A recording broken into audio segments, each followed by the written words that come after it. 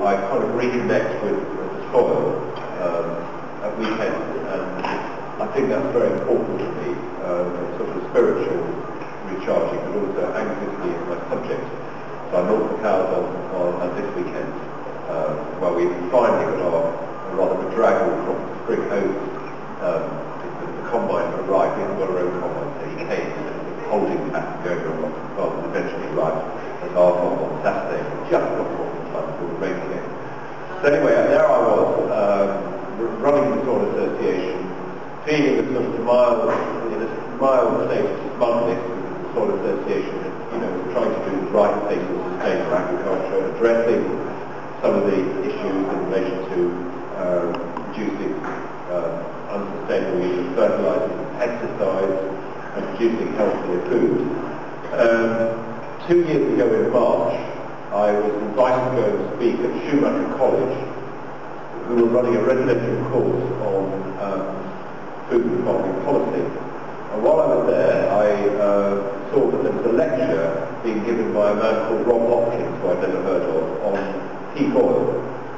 And I went to his lecture, and I can honestly say that meeting Rob Hopkins and hearing what he had to say completely changed my thinking, but also inspired me. And I would like to pay tribute to Rob Hopkins and the incredible impulse he brought into the world, and I'd like to really discuss the effect it's had on me tonight and where I think it will lead us all in the coming years.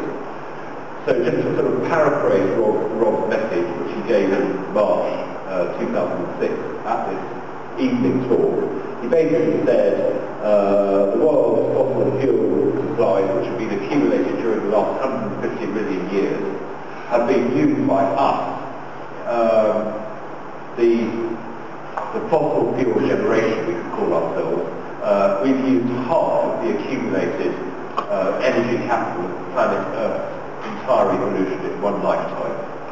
Or rather, as he said then, not quite half, because peak oil is coming. And he said we don't really know when the peak oil year will be. It could be 2008. I spoke to another man who's had a big impact on me when I was in San Francisco at the Global Food Nation conference about 3 weeks ago, Richard Heinberg, and he said he thinks the peak oil year is probably 2009. And that is the year when the most oil will be extracted from the Earth's crust in its history. Thereafter, the amount of oil each year that we are able to extract will go down by about between 3 and 5%.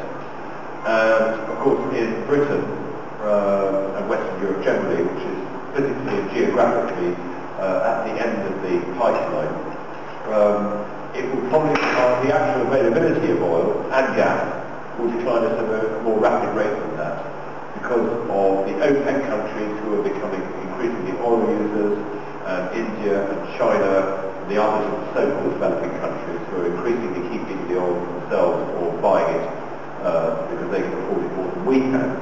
So the actual rate of decline of availability per capita of fossil fuel energy is going to be much more rapid than 3 to 5% per year. And if you project that forward, as Rob did when he met a man called Colin Campbell in Ireland near Kinsale, where he was working at the time, by the 2020s we might only have, say, about a quarter of our current fossil fuel rations available to us. And he had this idea of doing a development plan for the town of Kinsale, which had 5,000 citizens, based on the idea that it would have to prepare itself for a time when it only had a quarter of its fossil fuel rations that it enjoys today. And he applied this idea to everything, not just to energy itself, but to where the alternative energy would come from, but also to transport, to housing, to education and health, and of course to food and farming. And they presented this plan to Kinsale Council it was put together really by some PhD students. And to his enormous surprise, they adopted this their official development plan. In this case, this was an event called the Kinsale Declaration. And very quickly it went viral. They developed a website, and people started using the model for their own energy descent plans. Then shortly after that, he moved to Totnes, and very quickly Totnes said, "Would you do one for us?"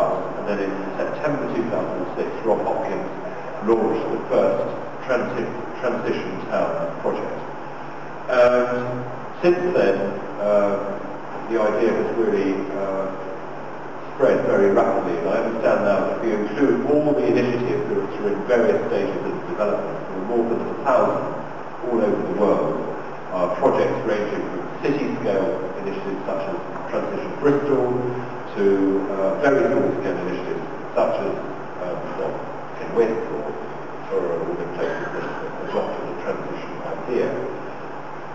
The effect that this had on me was really profound, because whereas I'd have been aware of climate change before meeting Rob, and the effect it had on me had been to make me feel overwhelmed,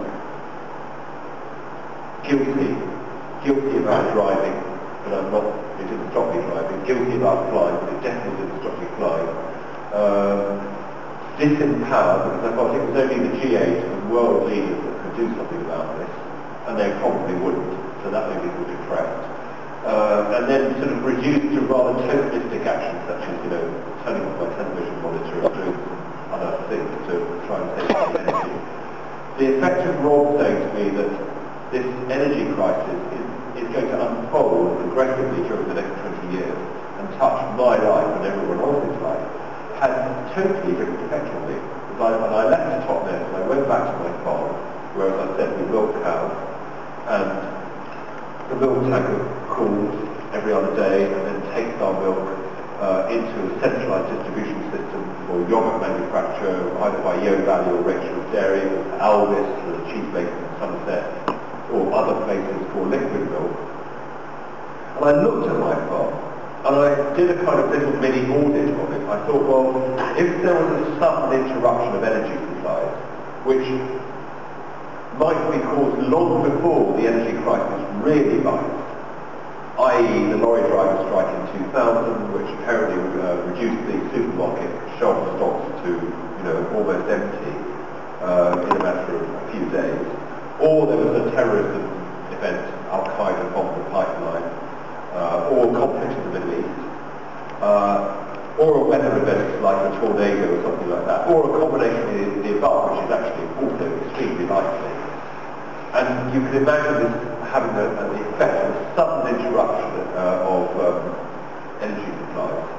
Then, on the receiving end of that would be me, so I'd get back to my farm from Solar Association one weekend, and I'd pick up the phone to order some diesel from the Lambda supplier, and the guy would say, sorry, there isn't any diesel and there won't be for 3 months.